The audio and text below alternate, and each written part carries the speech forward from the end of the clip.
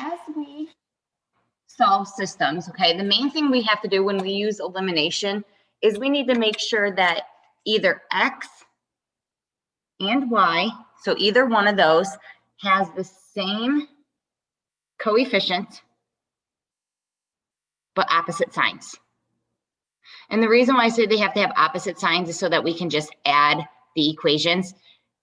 Because if they were the same side, we'd have to subtract. And a lot of times we mess up like the subtracting negatives or a negative minus a positive, things like that. So if we keep it with opposite signs, we could just always add. Okay, so if we look at A, do we have a coefficient and a variable that has the same number but opposite signs?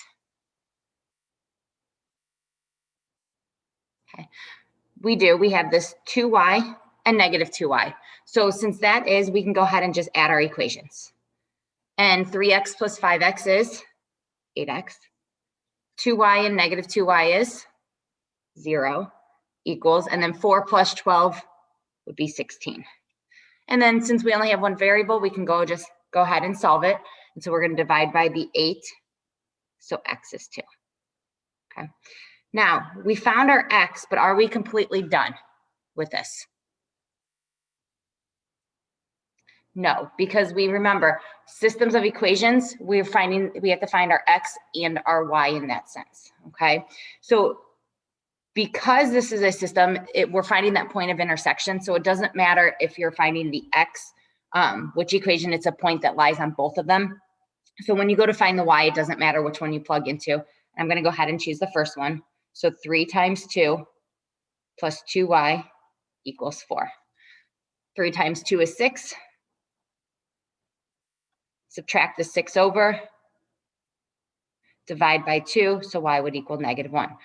So now we know our x, we know our y. Our actual solution is that point of intersection, and in this case would be 2, negative 1. Okay. All right, in C, okay, if we look at C, if I look at my x's, they're not the same number. Okay, if I look at the y's, they're not the same number either. So we're going to have to multiply one or both equations by some numbers to match them up. And what I always tend to do is I pick the numbers that are either the smallest or that have opposite signs already, so I don't have to multiply by negative numbers. Okay, and then I ask myself, what can negative 4 and 4 both go into? Or 1? 4 could. So I'm going to multiply the second equation by 4. So that first equation is just going to stay the same. And then I'm going to multiply everything in that second equation by that 4 to keep it equivalent. So 5 times 4x is 20x. 4 times y would be 4y. And 4 times negative 1 is negative 4. Now we have same numbers, opposite signs. So we can add the equations. 2x plus 20x is 22x. Negative 4y plus 4y cancels. Sorry, my dog's kind of going crazy right now. Negative 7 plus negative 4 is negative 11. And then solving for x, I would divide by 22. And negative 11 over 22 is negative 1/2. Okay. Now, once again, I know what x is. Now I got to plug it in and find my y in that sense, okay? And for this one, because this is a fraction, I tend to pick one that if I multiply, it gets me to a whole number. So if I multiply 2 by negative 1/2, it's going to get me to a whole number. So that's the one I would plug it into. So 2 times negative 1/2 minus 4y equals negative 7. 2 times negative 1/2 is negative 1. Add the 1 over, so we get negative 4y equals negative 6. Divide by negative 4, so we get 6 over 4 because 2 negatives, which simplifies to 3 over 2. Okay, so now we have the x, we have the y. So my point of intersection, my solution would be negative 1/2, comma 3 over 2. Okay. All right, go ahead and do B for me on your own. Okay, so as you guys are sitting there, because I'll call on one of you guys to set up B for me.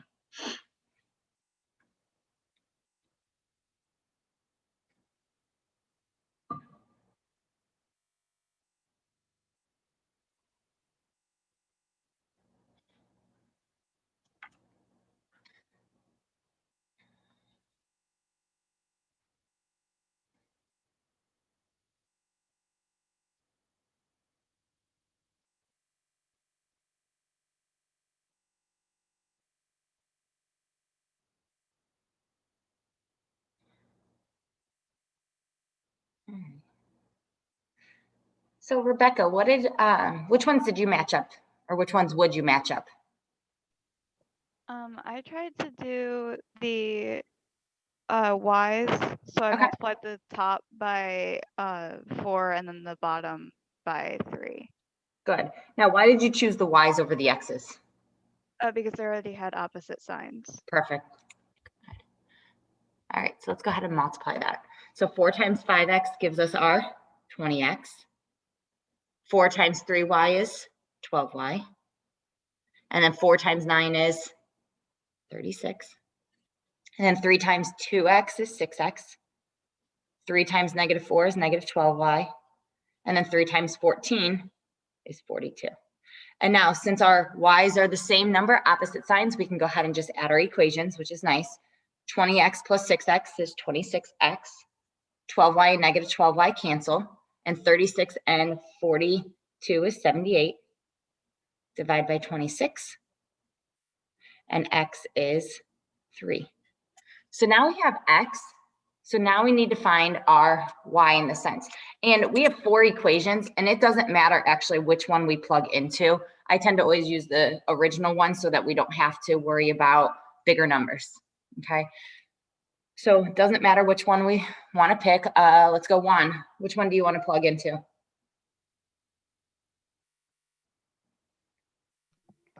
We do the second one. Second one? All right. So 2 times x, which is 3, minus 4y equals 14.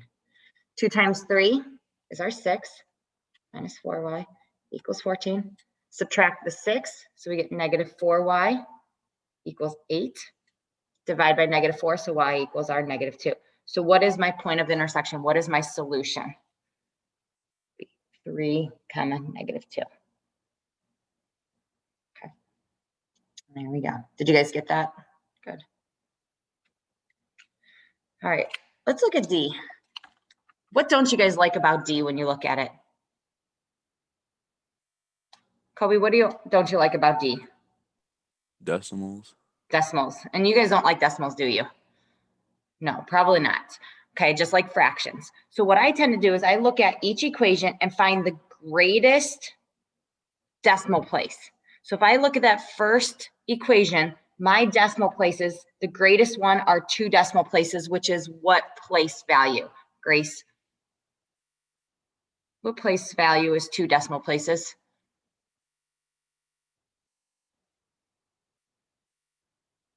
Okay. Emma? 100th. 100. Thanks, Grace. Yep. So 100. So I'm going to go ahead and multiply this first equation by 100. And when I multiply by 100, doesn't that move my decimal place just 2 spots? So then when I multiply that first one, I'm just going to get 2x minus 5y equals a negative 38. So now we don't have a decimal. And then when I look at D again, they're both, all 3 of these again are 2 decimal places. So I can multiply this one by 100 also. So then I have 3x plus 4y equals 104. So now we don't have a decimal. We're going back to the original one, okay? Now, on this one, I'm going to go ahead and switch it for a second, and I want us to solve for the x's, okay? I know they're not opposite signs, but I'm going to choose that just so we haven't solved for an x yet, and because they're opposite sides, so I want to practice that. So if I look at this, Emma, what can 2 and 3 both go into? 6. 6. So I'd multiply that first equation by? 3. 3. And the second one by? Do negative 2. Right. We're going to do negative 2 on that bottom one. As she said, is because we need to make them opposite signs. Okay. So if I multiply by 3, 3 times 2x is our 6x. 3 times negative 5y is that negative 15y. And 3 times negative 38 is a negative 114. Okay. And then negative 2 times 3x, negative 6x. Negative 2 times 4y is negative 8y. And negative 2 times 104 is negative 208. Now we have same numbers, opposite signs, so we can go ahead and add my equations. Okay, so 6x and negative 6x cancel. Negative 15y and negative 8y is negative 23y. And negative 114 and negative 208 is a negative 322. Okay. So now we just have our y, so we can divide by negative 23. So y would equal 14. And now I know what y is. Now we want to solve it into for our x. Now we have 1, 2, 3, 4, 5, and 6 different equations that are all equivalent to each other, right? So in this sense, would I want to plug these into the first one or the second one? I probably wouldn't, because I wouldn't want to deal with my decimals. Now, could you? Yes. Okay. I would probably choose after we multiply by 100 so that we have full numbers here. So Isabel, which one do you want to plug it into, this first one or the second one here? The first one. First one. All right. So 2x minus 5 times 14 equals negative 38. Okay. And what's 5 times 14? We have negative 70 equals negative 38.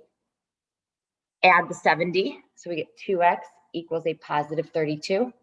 Divide by 2, so x would be a positive 16. So my point of intersection and my solution is 16, comma 14. Okay. All right. So if you look at all of these first ones that we did, all of these had a solution. We had a point of intersection. Okay. Does every single line intersect? No, not that I know of, right? Give me an idea, what else could lines do? So we have 2 lines that could intersect. So we would have 1 point in common, right? And if we have 1 point in common, that is exactly one solution. Okay.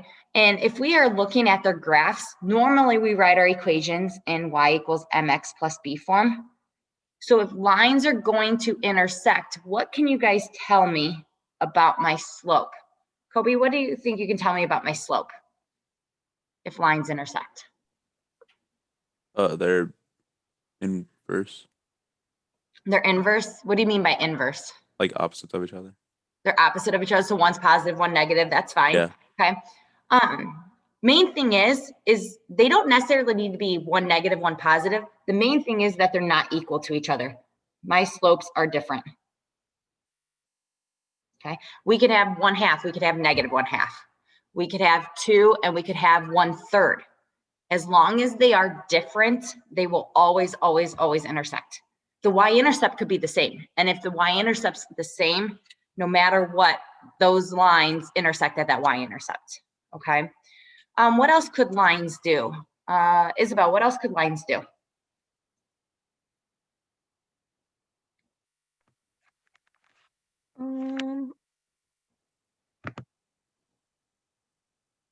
For the ones that intersect. Okay, so we did the ones that intersect. What else They could could be lines do? parallel. They could be parallel, right? Yeah. So we could have lines that are parallel. And if lines are parallel, do they have any points in common? No. No. Right? So there are no points in common. And if there's no points in common, can we have a solution? Nope. So if we have parallel lines, we actually have no solution. And the reason being, again, is because there's no points in common. So this one is no solution because there's no points in common. Now, if you have parallel lines, what can you guys tell me if I'm in y equals mx plus b? What can you tell me about the slopes of parallel lines? Anyone? They're going to be the same. They're going to be the same, yeah. So parallel lines are going to have the same slope. So the ends are equal. What has to be true about their y-intercept though? What has to be true about their y-intercept? What do you think, Juan? What do you think? Doesn't have to be like flipped or something. Like the exact opposite. Main thing is they just have to be different. Okay, so flipped is fine, but the main thing is those y-intercepts have to be different. And the reason being, because if they were the same, if you had the same slope, same y-intercept, wouldn't that be the exact same line? Yeah, so main thing, slopes are equal in parallel, but their y-intercepts are different, okay? Now, ones if everything is the exact same. So we have the same slope and the same y-intercept. So same slope and y-intercept. I forgot the word same, but same slope, same y-intercept. Those lines would be the exact same, right? So if we have two lines, they have the same slope, same y-intercept, it's the exact same line. And how many points are in common with that?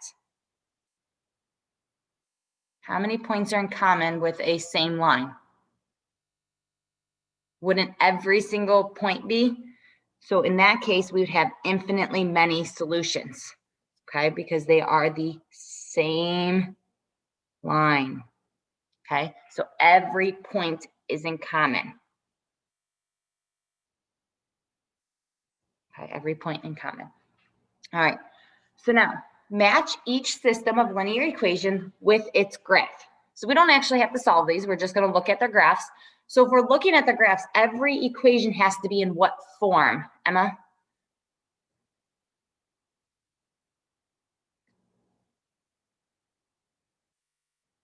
Y equals mx plus b. Yep. So we're gonna have to write every equation into y equals mx plus b, and then we're gonna look at their slopes and their y-intercepts. Describe the number of solutions. So does it have one solution, infinitely many solutions, no solutions, and state whether my system is consistent or inconsistent, okay? Consistent means, just so you know, that it has at least one solution. And at least means it has one solution or more. So in this case, it could be exactly one solution or it could be infinitely many solutions. So then inconsistent means there's no solution. There are no points in common. Okay. All right. So let's go ahead and look at part A here. All right. So we are not in y equals mx plus b. So if I look at this first equation, okay, how would I move that 2x to the other side?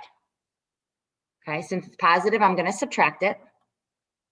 So 2x minus 2x cancels. And then how do I get rid of that -3? I have to divide everything by -3. So now that first equation would read y equals, what's 1 divided by -3? -1. And what's a -2 over a -3? Would be a positive 2 over 3x. Okay. So now my slope is 2/3. My y-intercept is -1. Okay. All right. Let's look at the second equation. Okay. So how would I move this 4x to the other side? I would add it. So -4x plus 4x cancels. Then I would get rid of the 6 by dividing everything by 6. So now I'd read y equals 6 divided by 6 is 1. And positive 4 over 6 simplifies to 2 over 3x. Okay. So now, if we look at these two lines, okay, without even going down here for a second, what do you notice about their y-intercepts? Grace, what do you notice about their y-intercepts? They're different. They're different. And what do you notice about their slopes? They're the same. They're the same. So if we have the same slope, different y-intercept, what kind of line should I have? Parallel. Parallel. So which one are parallel lines? 2. 2. So the first one is II, right? That second one. So we know since they're parallel lines, we have no solution. And if they're no solution, is it consistent or inconsistent? It would be inconsistent. Okay, because inconsistent means that there is no solution whatsoever. Okay. All right. So let's go ahead. I'm going to go to C next, just because I have a little bit more room than B. All right. So if I'm looking at that first equation up there, Okay, so how would I move 2x to the other side? I would subtract it. So I have negative 3y equals 3 minus 2x. And then how do I get rid of that negative 3? Going to divide everything by negative 3. So y would equal 3 divided by negative 3 is negative 1. A negative 2 and a negative 3 is a positive 2/3 x. Okay. All right, looking at the bottom one here. Okay, how would I move this 4x over? I would add it. So I get 6y equals negative 6 plus 4x.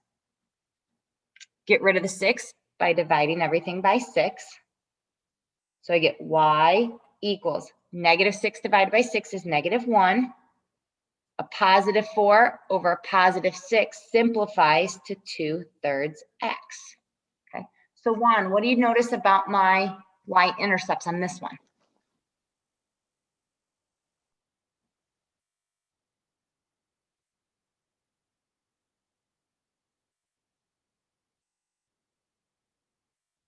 Oh, sorry, I was talking. They're the same. They're the same. What do you notice about their slopes? They're the exact same.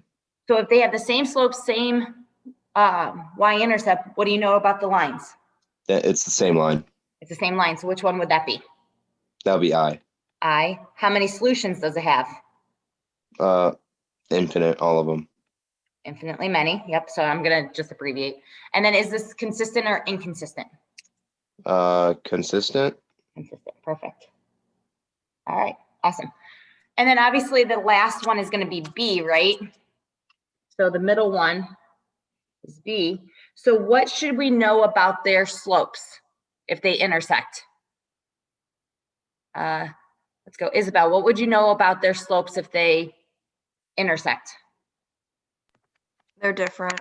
Different. So we would just solve that they had different slopes. Okay. So since they intersect, how many solutions do we have? We have one solution, right? Which in this case would be like 3, 1. I don't know if it's exact, but 3, 1. And then is this one consistent or inconsistent? This one would be consistent because it has at least one. Okay. All right. Any questions with that, with graphing and sentence? All right. Now, as we still solve with elimination down on these two, we've added in that infinitely many and no solutions, okay? When we solved regular equations, when you talked about no solutions or infinitely many solutions, what happened to those variables? Rebecca, what happened to the variables when we had no solution or infinitely many? I'm not sure. You're not sure? That's okay. That's fine. Let's see. Emma, do you know what happens?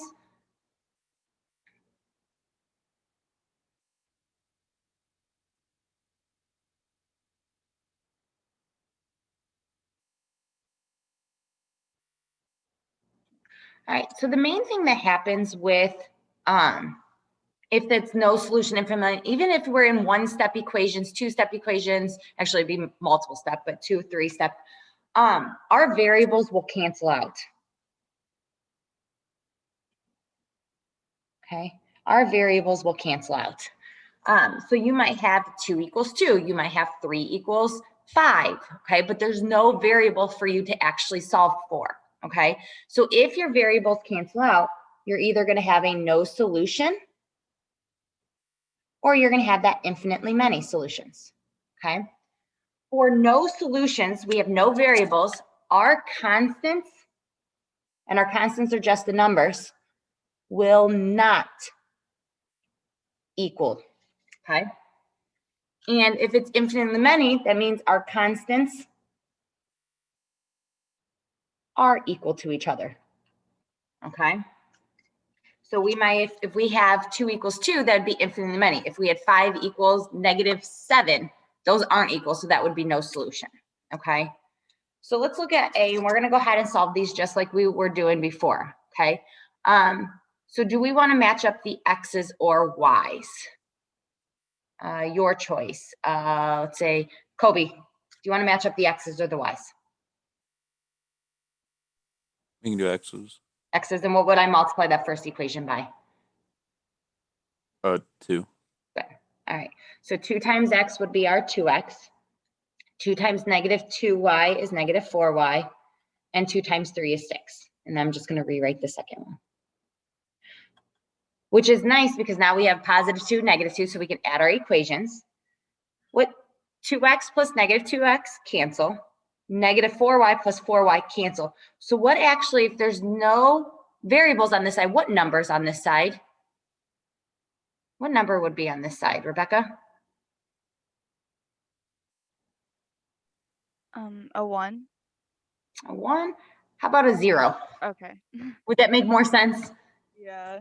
Yeah, that's okay. Like I said, not a big deal. And then what's 6 plus 1? We get our 7 there, right? Okay, so if anything ever cancels out completely, it is always a 0. Okay, a lot of people look at that and be like, I don't know what goes there. Well, if you really think about like 2 plus negative 2, that is 0. So that's why that is actually 0. So now we have no variables here, but does 0 equal 7? No, it doesn't. And if it doesn't, that would be no solution. So we don't even actually have to solve anymore. Okay, so if we would put this into y equals mx plus b, my slopes would be the same and my y-intercepts would be different. Okay, all right. Let's go. What do we want to match up, the x's or y's in B? Isabel. The y's. The y's. And what do you want to multiply the first one by? Negative 2. All right. So if we go multiply everything by negative 2, we get negative 4x, we get a positive 2y, and we get a negative 2. And I'm going to rewrite the second one. All right. So now if we go to add these, okay, negative 4x plus 4x cancels. 2y plus negative 2y cancels. So really we have 0 on this side, okay? Because we say cancel, but it's actually 0. And negative 2 plus 2, again, is 0. Now we have no variables, but does 0 equal 0? Yes, it does. So this one would be infinitely many solutions. And the nice thing with elimination and infinitely many solutions, they should always cancel. Every single thing should cancel out. So it should always be 0 equals 0. Okay. All right. Any questions on that so far? All right. And then the last thing we have is just our story problems, which are your guys' absolute favorite, right? All right. Let's look at example 4. Okay. An airplane flying into headwind travels 2,000 miles flying distance between Tallahassee, Florida and Los Angeles, California in 4 hours and 24 minutes. On the return flight, the airplane travels the distance in 4 hours. Find the airspeed of the plane and the speed of the wind, assuming that both remain constant. Okay, so what is something important in this one? Juan, what's important in this? I'm guessing the numbers. Yeah, the numbers. So we got a 21-mile flying distance, right? So this is a total distance, correct? Yeah. All right. We have 4 hours and 24 minutes. So that is a time. And that's a time for when? When we're flying into headwind. So we're flying into wind, right? Okay. All right. And then return flight, the air travels at a distance of 4 hours. So again, this is time, but it's faster because we're going with the wind, right? We're going with the wind. Okay. Right. Find the airspeed of the plane and the speed of the wind. Okay. So how many unknowns do we actually have here? Is it 2? We have 2 unknowns. Yep. And our 2 unknowns are what? The airspeed of the plane and then the speed of the wind. Right, the airspeed. Okay, so we're gonna and do you guys want to just use X and Y, or do you want to use the letters that the book used? Doesn't matter.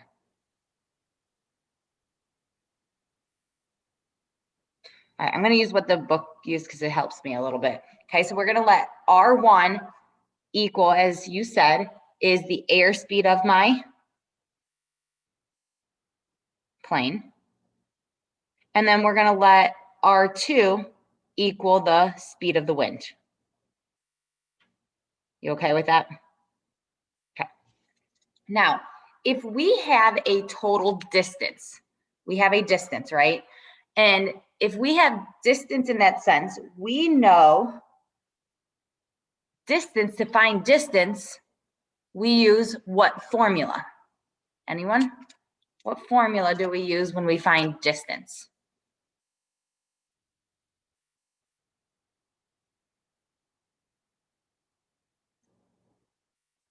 Does anyone know the distance formula?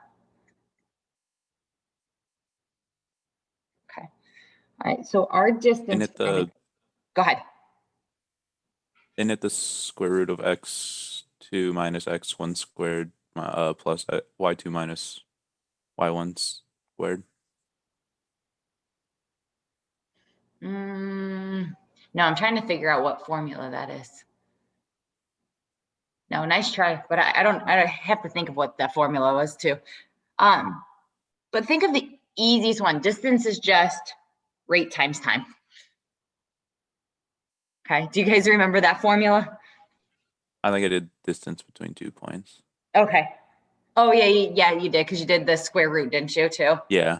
Yep. Okay. There. That makes I'm like, what are you talking about? Yep, you gotcha. Yep. So we're gonna do distance, make it a little bit easier, and let's do rate times time, because they also give us a time of something, doesn't it? Okay. So the nice thing is we know flying from Florida and California, both of my distances are 2,000, right? Isn't that the easy part of that? My distance, no matter which direction I go, with the wind, against the wind, it's still 2,000, right? Okay. Now, the thing is we have to find our rate and our time. Okay. So if we look at my first formula being my speed against the wind. So let's look at speed against the wind. All right. So the first one is speed against wind. This one is speed with wind. Okay. What is the time of my speed against the wind? How long did it take me to go from Florida to California against the wind? Let's go. Grace, how long did it take me to go to against the wind? 4 hours and 24 minutes. Good. So my time for that was 4 hours and 24 minutes. Now, if you notice, that time is in both hours and minutes. So we either need to take everything to hours or we need to take everything to minutes. And honestly, it's easier to just go to hours in this case.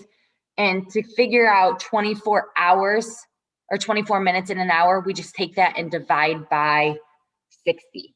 So we know 24 divided by 60 is actually 0.4. So then 4 hours and 0.4 hours is 4.4. So we know my time against the wind is 4.4 hours. What is the time with the wind? That one is just our 4 hours, okay? Now, we need to know our rate, okay, for both of these. Now, if we notice, the rate is the speed of my plane.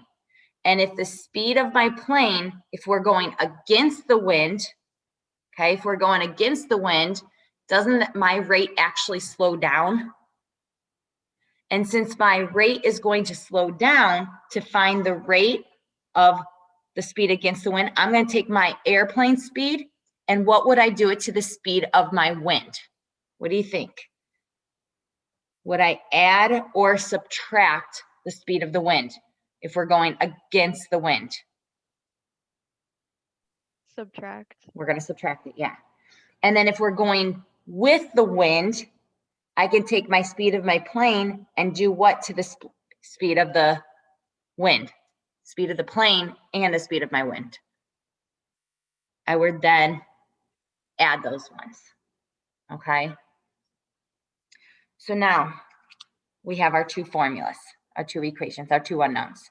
So if I want to go to solve this using elimination, I have to remove those parentheses first, right?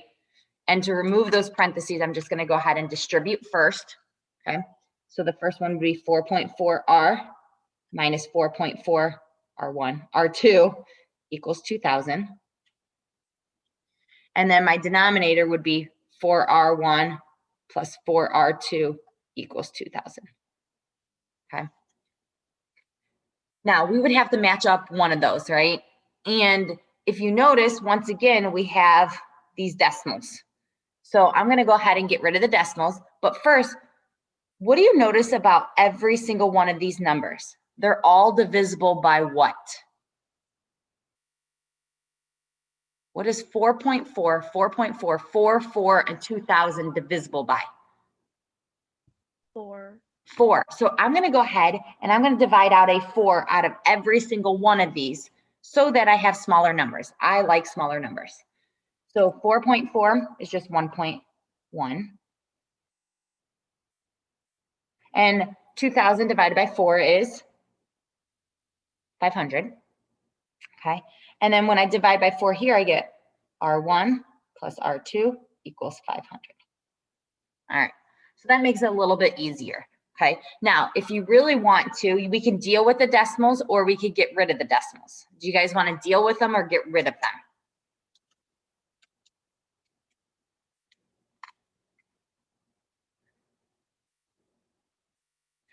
I'm going to go ahead and get rid of them. I think it's a little bit easier. And what can I multiply this whole equation by to get rid of that decimal?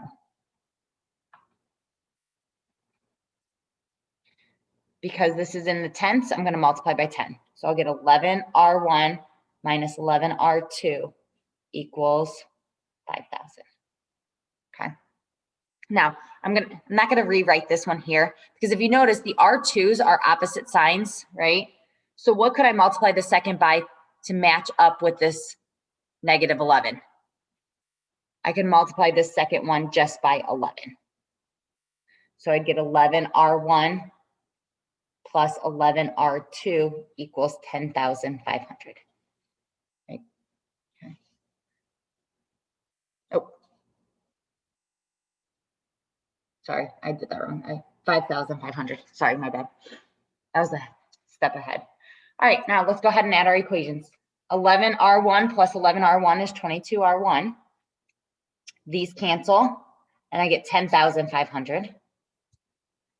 Divide by 22, and I get R1 equals roughly 477.27 miles per hour. So the speed of my plane is what?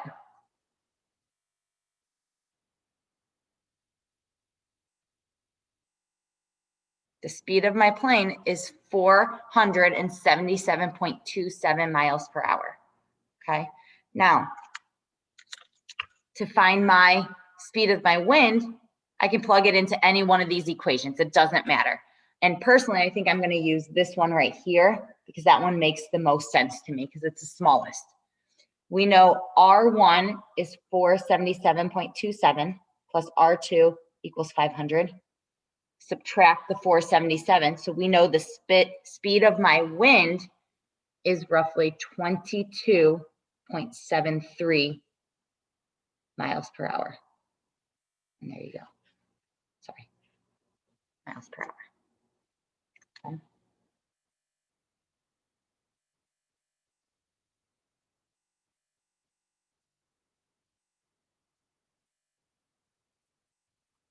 All right. Okay. Any questions with that one? Now, the nice thing about example 5, they already gave you the equations, okay? And where P is the price per unit in dollars and X is the number of units, okay? Find the equilibrium point of the market. So where are they equal to each other, okay? Now, if I'm looking at this problem, would you solve substitution or would you solve that elimination? Kobe, what would you do?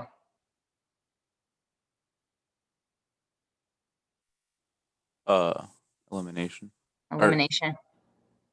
Sub- There's no right or wrong answer because substitution. everyone was different. Oh, okay. Yeah, elimination. Elimination. Emma, what would you do? Yeah. That's it.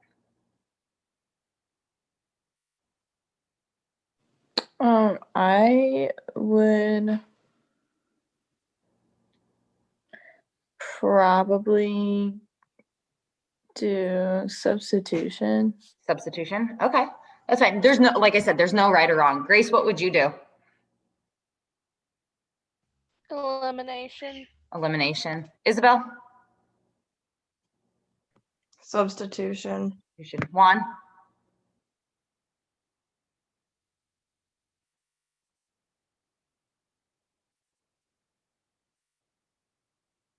Hello, hello. Oh, okay, Hello, there we hello. go. Yeah, I do elimination. Do elimination. Okay. Rebecca? Elimination. Elimination. Sam? Substitution. Substitution. Okay. So you guys are pretty split on that. And I probably would do, if this was me, I would do substitution.